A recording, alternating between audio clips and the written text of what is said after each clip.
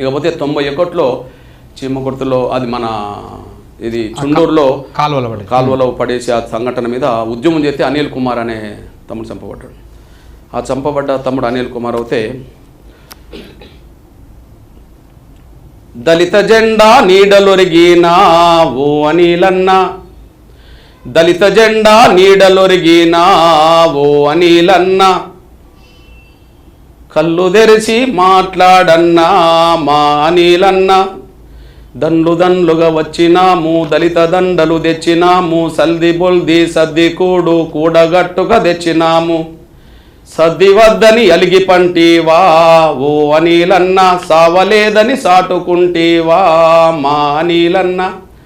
ఇది 91లో రాసిన పాట. భలే ఫీల్ ఉంది సార్ అంటే మేము సర్ది తెచ్చినాం, మేము సర్ది వద్దని అలిగి అనిలన్న, సావలేదని సాటుకుంటేవా.